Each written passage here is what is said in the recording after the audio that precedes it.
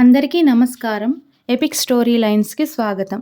బేతాళ కథలలోని 6వ కథ, ఎవరు పెళ్లి చేసుకోవాలి.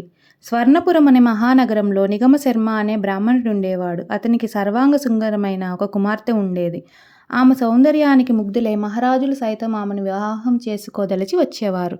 కానీ నిగమశర్మ వారికి, అయ్యలారా, నా బిడ్డకు మేనమామలున్నారు, నేను భోగభాగ్యముల కొరకు మేనరికమును వదజాలను అని వారిని పంపించి వేశాడు. ఆమె మేనమామలు ముగ్గురు ఒకేసారి వచ్చి, మీ అమ్మాయిని నాకివ్వాలంటూ నిగమశర్మను కోరడమే కాక వారిలో వారక్కడే తగువులాడుకొని కొట్టుకొనుటకు సిద్ధపడిరి. ఆమె గమనించిన గ్రామ పెద్దలు, యువకులారా, ఇటువంటి పరిస్థితిలో మీలో మీరెంత తగువులాడుకొన్నను ప్రయోజనముండదు.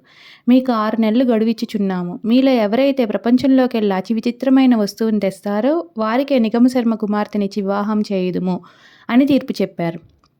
నిగమశర్మ కూడా అందుకు అంగీకరించాడు. అన్నదమ్ములు ముగ్గురు స్వర్ణపురం నుండి 100 మాడల దూరమున్న పట్టణం వరకు కలిసి ప్రయాణం చేశాక, సోదరులారా, ఇకపై మన ముగ్గురము 3 వైపులకి పోవుదము. తిరిగి ఇక్కడికే కలుసుకున్న తర్వాత మామయ్య ఇంటికి వెళ్దాం అనుకుని ఒక్కొక్కరు ఒక్కొక్క దిక్కుగా వెళ్ళిపోయారు. 6 నెలలు పూర్తి కాబోవటంతో పెద్దవాడొక పేము బెత్తమును, రెండవ వాడొక కీలుగుర్రాన్ని, మూడవ వాడొక అద్దమును సంపాదించుకొని వచ్చి అక్కడ కలుసుకున్నారు.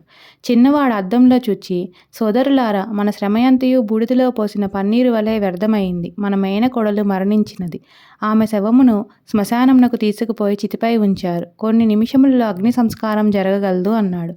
వెంటనే రెండవ వాడు కీలుగుర్రం మీద తన సోదరులిద్దరిని ఎక్కించుకొని, ఓ అశ్వమా, మమ్ము తక్షణమే మా మేనకోడలి శవమున్న శ్మశానమునకు చేర్చుము అన్నారు. ఆ గుర్రం కన్నుమూసి తెరిచేంతలా వారిని చేరవలసిన చోటుకు చేర్చింది. అప్పటికే శవమునకు అగ్ని సంస్కారం జరగడానికి అంతా సిద్ధంగా ఉంది.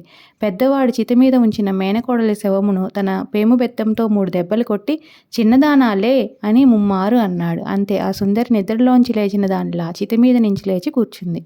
అప్పుడు మళ్ళీ అన్నదమ్ములలో ఆమె కోసం తగువు మొదలైంది. నేను అద్దంలో చూచి చెప్పడం బట్టి కదా మీకు పరిస్థితి ప్రమాదము తెలిసాయి.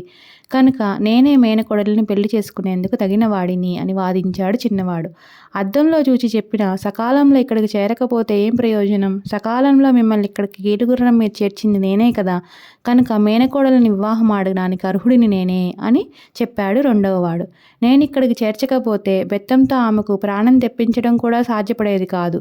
అద్దంలో చూసి చెప్పిన కీలుగుర్రం మీద వచ్చిన ఆమెకి ప్రాణదాత నా బెత్తమే. కనుక మేనకోడలిని పరిణయమాడడానికి యోగ్యుణ్ణి నేనే అన్నాడు పెద్దవాడు. రాజా, ఆ అన్నదమ్ములు ముగ్గురిలోనూ ఆమెను వివాహం చేసుకునేందుకు అర్హులెవరు అని ప్రశ్నించాడు బేతాళుడు. అందుకు విక్రమార్క మహారాజు, బేతాళ, వింత వస్తువులను తేవడంలో ముగ్గురు అన్నదమ్ములు సమానమే. కానీ మేనరికమునందు తగిన వరుడు పెద్దవాడు. కనుక ఆ సౌందర్యవతికి మేనమామలైన 3 అన్నదమ్ములలోనూ పెద్దవాడికే ఆమెను వివాహం చేసుకునే అర్హత ఉంది. అదే శాస్త్రం అని చెప్పాడు విక్రమార్కుడు. దానితో మళ్ళీ విక్రమార్కుడికి మౌనభంగమై బేతాళుడు చెట్టు మీదకి వెళ్ళిపోయాడు.